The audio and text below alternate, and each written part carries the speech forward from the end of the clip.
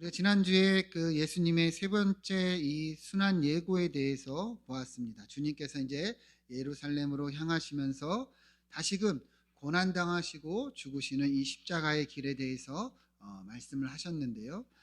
그런데 이 야고보와 요한이 이 말을 듣고도 예수님께 무엇을 구했습니까? 주의 영광 주게, 하나는 우편에 하나는 좌편에 자리를 청탁했죠. 여전히 예수님은 십자가의 길을 가시지만 이 제자들은 그 의미를 모르고 있다 하였습니다. 예수님은 다시 말씀하셨습니다. 누구든지 크고자 하는 자는 너희는 섬기는 자가 되라. 오히려 하나님 나라의 권세는 어떠하다는 거예요. 세상의 권세는 명령하고 누리나 하나님의 나라의 권세는 낮아지고 섬기고 종이 되는 것이다 말씀하셨습니다. 왜 그러합니까? 하나님의 아들인 예수님께서 그렇게 이 땅에 오셨기 때문이죠. 많은 사람을 위해서 대속물이 되시고 그렇게 죽으시기까지 낮아지셨습니다. 그러니까 그 주님을 따르는 백성들도 그 나라의 이 자녀들도 다 그러해야 함을 우리가 보았는데요. 여러분, 예수님을 믿는 것이 무엇인가, 주님을 따르는 것이 무엇인가, 여러분 우리도 다시금 돌아보면서 그러한 삶이 되기를 소망합니다. 예수님께서 우리를 섬겨 주셨습니다. 우리도 그렇게 서로를 섬기기를 축원드립니다. 오늘은 이제 이후에 일어난 일에 대한 내용인데요. 46절 보시면 자, 그들이 이제 예수님과 제자들이 이제 여리고로 향합니다. 그리고 여리고를 이르렀는데 이 여리고 지역은 여러분 많이 들어보셨죠? 뭐 여호수아서에서 나오는 여리고성 그 지역인데 예루살렘으로 향하는 길에 위치하여 있는데 거기서 보면 북동쪽으로 약 25km 정도 떨어진 지역이라고 합니다. 근데 여리고는 예전부터 기후가 좋고 또 오아시스가 있어서 많은 사람들이 이제 정착해서 모여 살았던 지역이라고 하고요. 특히 이제 예루살렘으로 갈 때는 갈릴리 쪽에서 보면은 반드시 이렇게 지나가는 길목에 위치해 있어서 그러니까 순례자들도 이 여리고에서 많이 머물렀다고 알려져 있습니다. 그래서 오늘 본문에서도 예수님이 이제 예루살렘으로 향하면서 이 여리고를 또 지나가고 있었다 볼 수가 있는데요. 그런데 이때 어떤 일이 일어나느냐? 예수님께서 이 허다 무리와 함께 여리고를 나가실 때 여러분 잘 보시면 디메오의 아들인 맹인이자 거지인 바디메오가 길가에 앉았다가 나사렛 예수시란 말을 듣고 소리질러 이르되 이렇게 얘기를 합니다. 그러니까 예수님과 이 무리들이 지나갈 때 맹인이자 거지인 바디메오가 예수님이란 소리를 듣고 그렇게 뛰어나와 소리를 질렀다 이렇게 볼 수가 있는데요. 본문은 정확하게 이 사람의 이름도 이야기하고 특히 맹인이고 거지라 이렇게 표현을 하는데요. 왜 이렇게 이야기를 하느냐? 이 맹인이자 거지라는 의미가 이 사람의 삶이 어떠했을지를 의미하고 있기 때문이지요. 왜 그러냐? 당시에 이 유대 사회에서는 장애를 갖는 것이 장애가 있다는 것은 죄 때문이라 여겼습니다. 여러분 요한복음 나눌 때도 기억을 하시겠지만 제자들이 길을 가다가 한 맹인을 보고 예수님께 물었죠. 이 사람이 이렇게 된 것이 누구의 죄 때문입니까? 부모의 죄 때문입니까? 자기의 죄 때문입니까? 예수님 뭐라고 하셨어요? 누구의 죄도 아니고 하나님의 일을 나타내기 위함이다 이렇게 말씀을 하셨죠. 기억하십니까? 그러니까 이러한 것이 이 당시에 이제 유대 사회 유대인들의 인식이었어요. 장애를 갖고 있는 사람들을 어떻게 본 거예요? 죄가 있어서 저렇게 됐구나. 저렇게 됐다 여긴 거죠. 그러니까 장애가 있는 사람들을 보면 죄인이라 여겼다는 거예요. 그러니까 부정하다, 하대하고 함부로 대했겠죠. 그러니까 이 바디메오의 삶도 어떻겠느냐, 이 표현 속에 다 드러나는 것이죠. 사람들이 지나가면서 이 바디메오를 보면서 그랬겠죠. 아유, 죄를 지어서 저렇게 살고 있지. 그러니까 착하게 살지.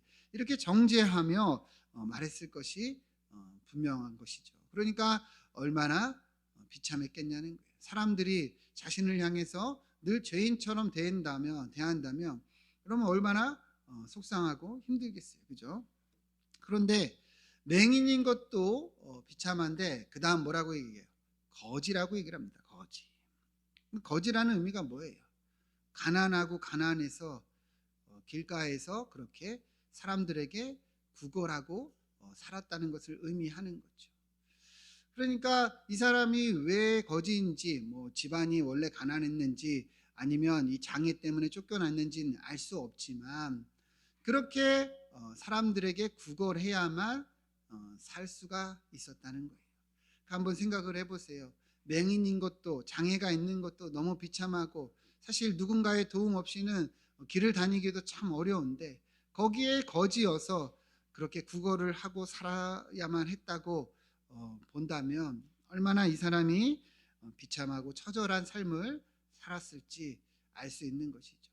그러니까 단순히 거지이자 맹인인 바디메오가 예수님께 나왔다가 아니라 얼마나 힘들고 어려운 삶을 살고 있는, 처절하게 살고 있는 그런 사람이 예수님께 나왔다, 이렇게 우리가 이해할 수 있는 겁니다. 여러분 설명이 되죠? 그죠?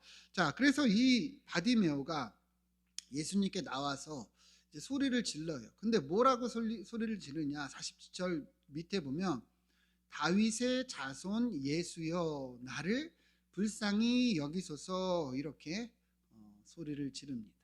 그렇게 보면 예수님께 나왔던 많은 병자들과 같은 느낌인데, 그런데 여기서 중요한 게 어떤 표현이냐면 다윗의 자손이라고 이 바디메오가 불렀다는 거예요. 뭐라고 불렀다고요? 다윗의 자손.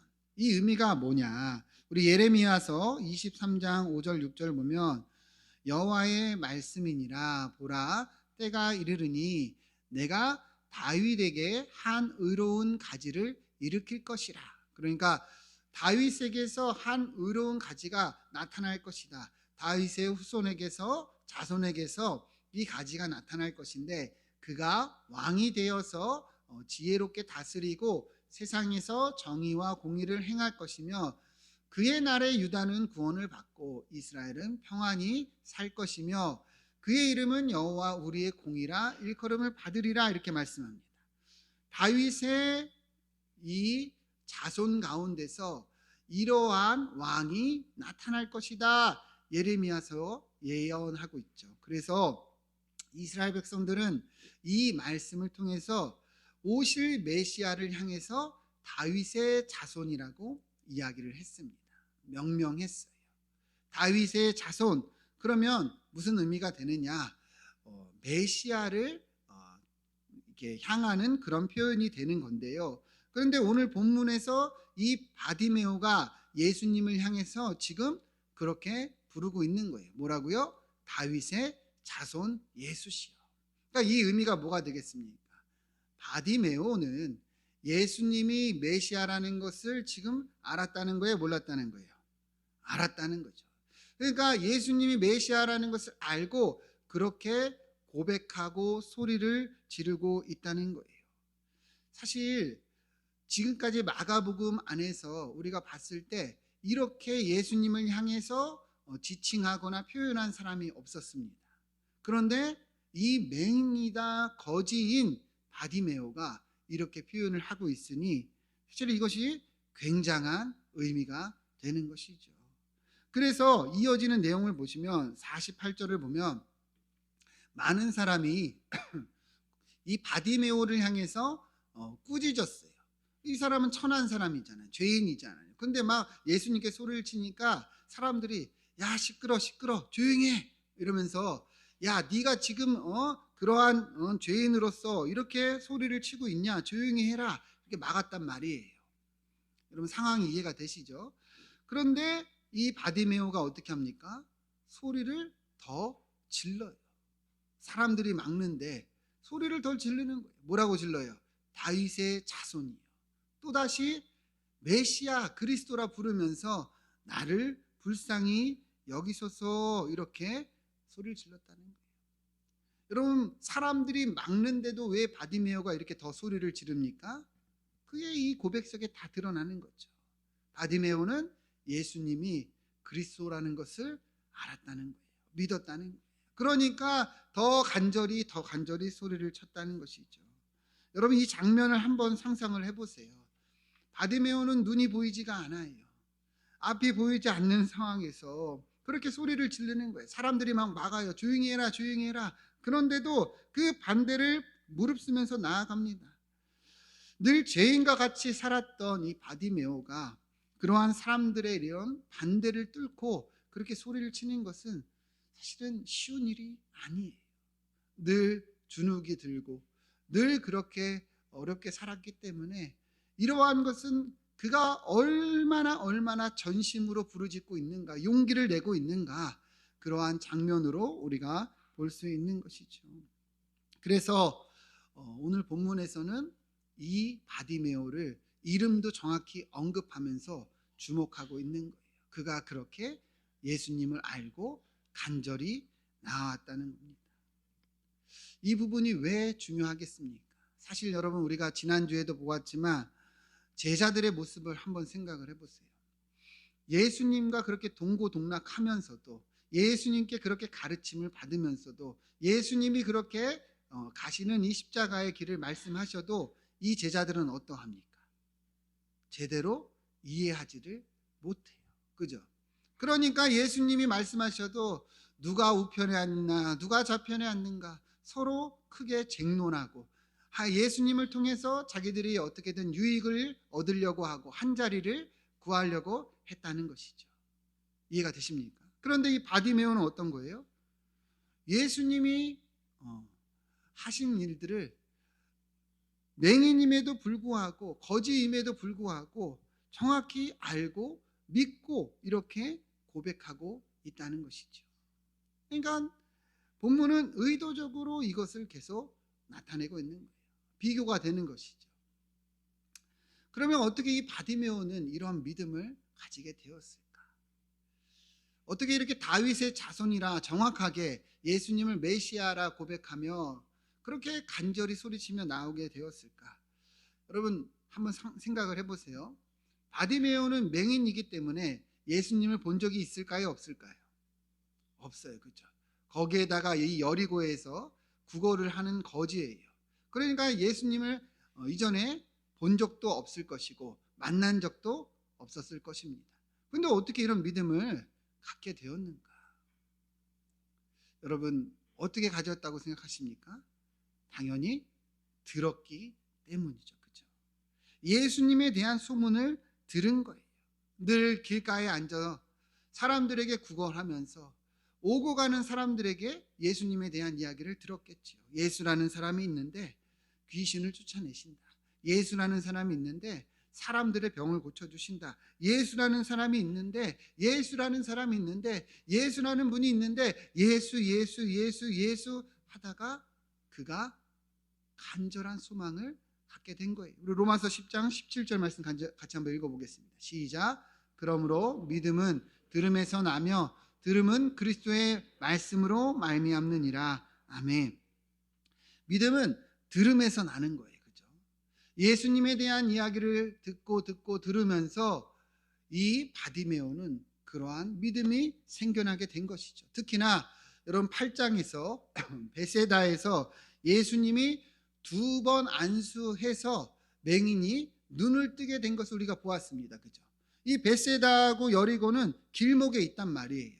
그러니까 사람들이 지나가면서 이 이야기를 해줬을까요? 안 해줬을까요? 해줬겠죠. 야, 베세다에 어떤 맹인이 있는데 예수라는 사람이 그 눈을 뜨게 했어. 이 소문이 났을까요? 안 났을까요? 났겠죠. 그러면 이 바디메오가 그것을 들었을 때 어떤 마음이 생겼을까요? 소망이 생겼을 거예요. 그가 눈을 뜨게 해주시는구나. 계속해서 많은 이야기를 들었는데 눈도 뜨게 해주는구나. 근데 여러분, 이사야서 35장 5절 보시죠. 이사야서는요, 뭘 얘기하고 있느냐? 그리스도가 오실 때, 메시아가 오실 때 그때에 맹인의 눈이 밝을 것이고 못 듣는 사람의 귀가 열릴 것이고 그때에 저는 자가 사슴같이 뛸 것이고 말 못하는 자가 노래하며 광야에 물이 솟겠고 사막에서 시내가 흐를 것임이라 이렇게 말씀하고 있습니다. 여러분, 예수님이 하신 일들이 다 어때요? 이 일들을 행하셨죠. 특히 여러분, 이 바디메오는 자기가 맹인이란 말이에요. 그러니까 이 말씀이 여러분 그의 마음속에 있었을까요? 없었을까요? 있었겠죠. 늘 이 말씀을 보면서 아마도 소망을 가지고 있었을 거예요. 메시아가 오면 눈을 뜨게 해줄 것이다. 내가 지금은 비록 보지 못하지만 그때가 있을 수도 있다. 메시아가 오면 내가 눈을 뜰지도 몰라. 이런 마음으로 늘 살아왔을 겁니다. 그런데 소문이 들리는 거예요. 예수라는 사람이 있는데 그가 고쳐준다는 거죠. 그가 낫게 한다는 거죠. 그런데 옆 동네에서 진짜 그런 일이 일어났으니 이 바디메오는 어떤 마음이 든 거예요? 예수님이 메시아라는 확신이 든 거예요. 그가 내 눈도 뜨게 해주실 수 있다. 그런 간절함이 있었겠죠. 그런데 지금 어떤 일이 일어난 거예요? 자기 앞에서 예수님이 지나간다는 이야기가 지금 들리는 거예요.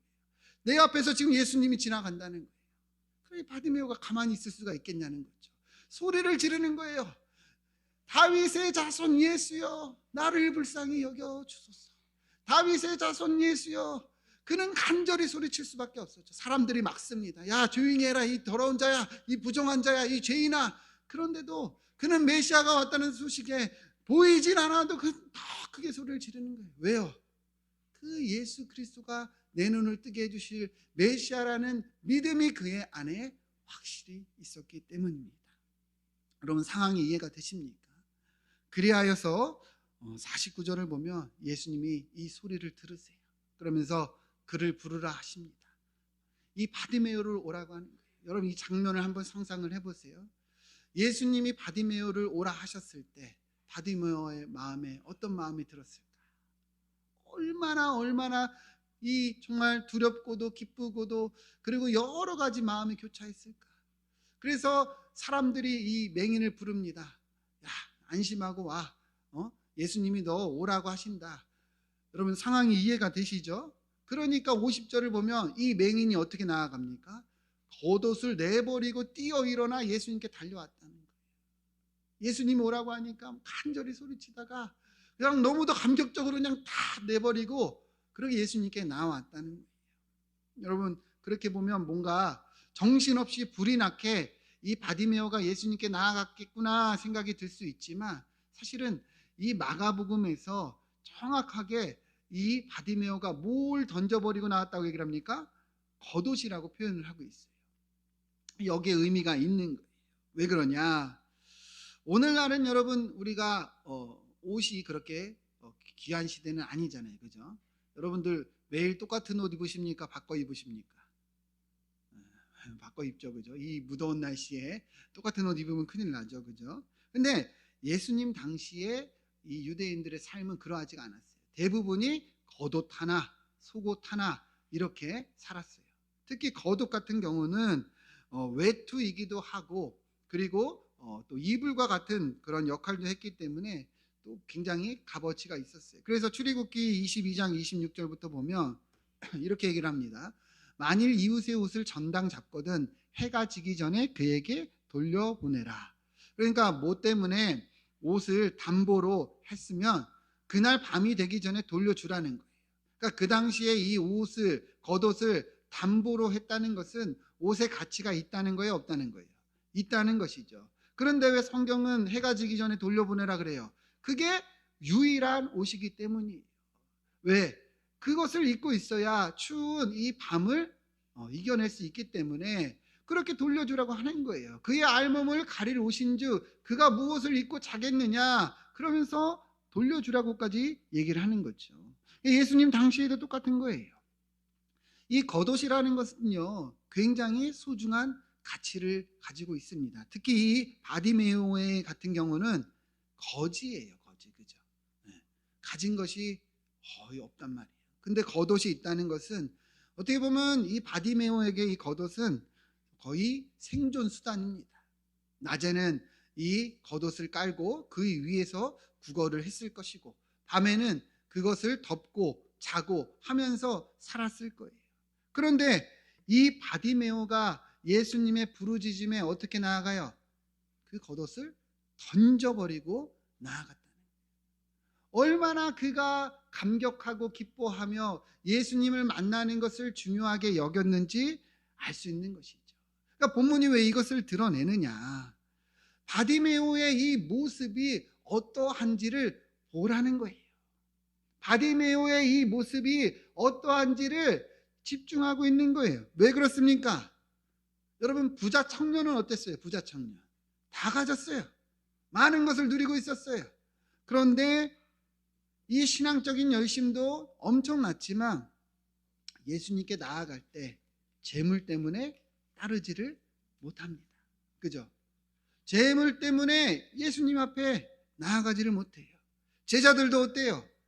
예수님과 동고동락합니다. 예수님을 따릅니다. 믿습니다. 그런데 그 이유가 목적이 뭐예요?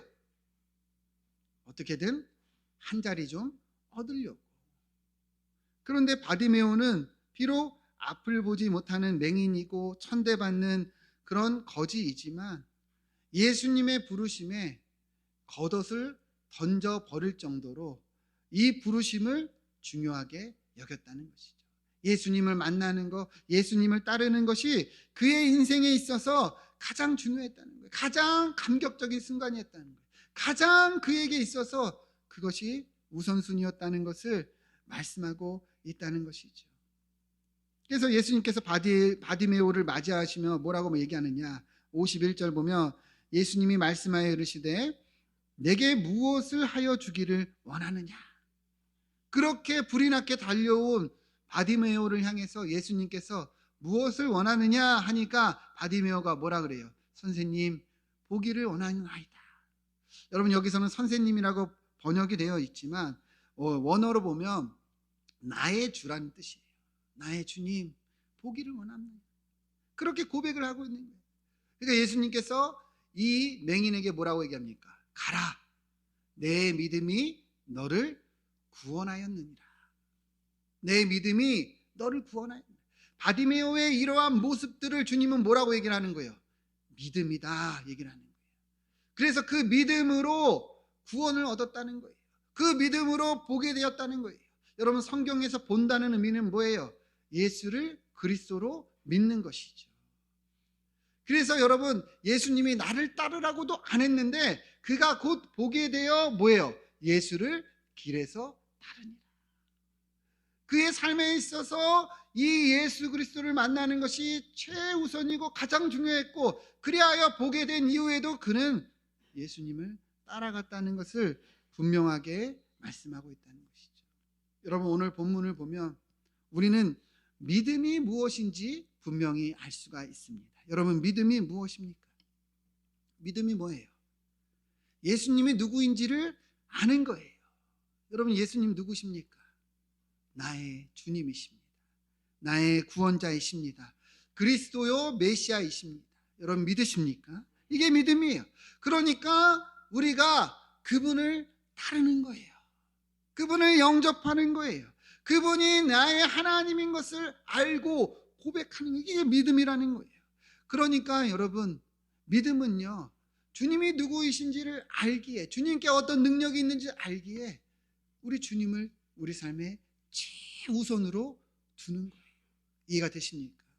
가장 중요하게 여기는 게 믿음이라는 거예요. 그러나 우리가 본 많은 이 성경의 내용들, 부자 청년들이나 제자들이나 여러 사람들은 그러하지를 못했다는 거예요. 믿는다고 말해요. 신앙이 있다고 말해요. 종교적인 열심이 있어요. 제자들도 그러했어요. 그러나 이 믿음이 누구를 향하고 있느냐? 자기를 향하는 거예요. 그러니까 어떤 상황이 되면은 따르지를 못하는 거예요. 그래서 예수님을 믿는다 말하지만 그 삶에 어떠한 역사나 능력이 나타나지를 못했고, 결국에 이 바디메오처럼 따르지를 못했다는 것이죠. 그러나 이러한 것이 우리의 모습이 아니냐는 것입니다. 우리도 하나님을 믿는다 말하는데 우리는 어떠하냐는 거예요. 정말 이 바디메오처럼 우리가 정말 주님을 알고 믿고 있는가? 우리 삶에 하나님이 가장 먼저이고 가장 중요한 삶을 살고 있는가?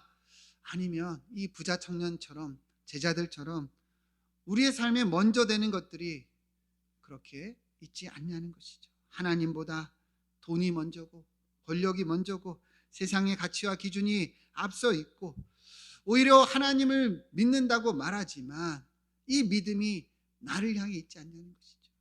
오히려 내가 하나님을 따르는 것이 아니라 하나님 보고 나를 따르라, 나를 도와달라, 우리는 그렇게 믿고 있지 않냐는 거예요. 그렇게 예수님을 믿는다 말하지만 하나님보다 먼저 되는 것들이 너무도 우리 삶에 많이 있지 않냐는 거예요. 그래서 하나님이 우선순위 저 뒤에 있으니 우리가 예배에 빠지는 것이 어렵지 않고 헌금이 부담스럽고 11조는 나와는 전혀 상관없는 그런 헌금이 되어버렸고 교회 안에서 섬기고 봉사하는 자리는 하나님께 감사하고 하나님의 뜻을 따르는 행위가 아니라 내가 희생해야 되는 그러한 부담스러운 자리로 우리가 생각하지 않냐는 것이죠. 그리하여서 어떤 기관장이든 무엇을 맡으려고 하면 그렇게 거절하고 거부하고 그런 모습이 우리 모습이 아니냐는 거예요. 그러니까 믿음이 지금 우리가 어디를 향하고 있느냐? 내가 좀 피곤하지 않을까? 내가 좀 불편하지 않을까? 하나님이 우리에게 바라시고 원하시는 것이 아니라 내가 먼저 되고 내가 더 중요하게 여기는 그런 우선순위들이 너무 많지 않냐는 것이죠. 그래서 바디메오처럼 모든 것을 던져버리고 주님을 따르는 것이 아니라 오히려 더 챙겨 입고 더 갖추고 가지려고 하는 것이 우리의 믿음이 아닌가 돌아보자는 것이죠. 하나 그렇게 우리가 문을 열기 시작하면 여러분 하나님은 점점 더 뒤로 가게 되어 있습니다. 하나님을 뒤로 하는 것이 하나 둘 시작되면 그게 습관이 돼버리고 그게 결국에 삶이 돼버린다는 거예요. 여러분 스스로에게 한번 질문해 보세요. 예배 한 번 빠지잖아요. 2번 빠지는 거 어렵지 않습니다. 여러분 11조 한번 거르잖아요. 2번 3번 거르는 거 일도 아닙니다. 여러분 제가 말씀드리는 것은 하나님 앞에서 여러분들이 우선순위를 어디에 두고 있느냐 그것을 이야기하는 거예요. 마태복음 6장 24절 보면 한 사람이 두 주인을 섬기지 못할 것이니 혹 이를 미워하고 저를 사랑하거나 혹 이를 중히 여기고 저를 경히 여김이라. 너희가 하나님과 재물을 경험하여 섬기지 못하느니라. 여기서 재물은요 상징적인 거죠. 뭐냐? 하나님보다 우리가 더 중요하게 여기는 것들을 이야기하는 거예요. 그 두 가지를 겸하여 섬길 수 있다는 거예요? 없다는 거예요? 없다는 거예요. 그러니까 이 말씀은 하나님이 우리 삶의 하나님이 되어야 한다는 거예요. 마태복음 6장 33절 그런즉 너희는 먼저 그의 나라와 의를 구하라. 그리하면 이 모든 것을 너희에게 더하시리라. 아멘. 하나님이 여러분 삶에 하나님이 되실 때 더하시고 또 채워주시는 그러한 하나님을 경험하게 되는 거예요. 그러나 하나님보다 다른 것을 먼저 두고 다른 것을 구하면서 하나님의 인도함을 받을 수는 없다는 것이죠. 여호와께서 나의 목자가 되실 때 주님이 인도하시는 삶을 살 수가 있다는 거예요. 여러분 이 바디메오가 그러했던 것입니다. 사랑하는 여러분, 믿음은요 우리 삶에 하나님이 하나님 되시는 것입니다. 믿음은요 하나님이 우리 삶에 제일 먼저요 최우선시 되는 거예요. 여러분 이러한 믿음을 갖기를 축원드립니다. 잠언 말씀 보시면 너는 마음을 다하여 여호와를 신뢰하고 내 명철을 의지하지 말라. 너는 범사의 그를 인정하라. 그리하면 내 길을 지도하시리라. 여러분 믿으십니까? 하나님이 하나님 되실 때 그분께서 우리 길을 지도하신다는 거예요. 고린도전서 10장 31절 같이 한번 읽어보겠습니다. 시작. 그런즉 너희가 먹든지 마시든지 무엇을 하든지 다 하나님의 영광을 위하여 하라. 아멘. 저와 여러분이 그러한 믿음이 되기를 소망합니다. 이 땅 가운데 사는 거는 잠깐이에요. 여러분 우리가 하나님이 우리의 삶에 하나님 되시고 하나님의 영광을 위하여 살 때 하나님 우리 길을 인도하시고 우리에게 더하시고 우리의 삶에 진정한 축복과 평안을 주십니다. 믿음은 무엇이에요? 하나님이 우리 삶의 하나님 되시는 것입니다. 여러분, 그러한 한 주가 되시고 또 이 말씀을 여러분 마음에 새기시고 또 기억하시고 이 예배당을 나가는 순간부터 하나님이 내 삶의 하나님이시다 계속해서 고백하며 주장하며 그렇게 하나님을 따라 그 길을 인도받는 저와 여러분 되기를 주의 이름으로 축원드립니다. 기도하겠습니다.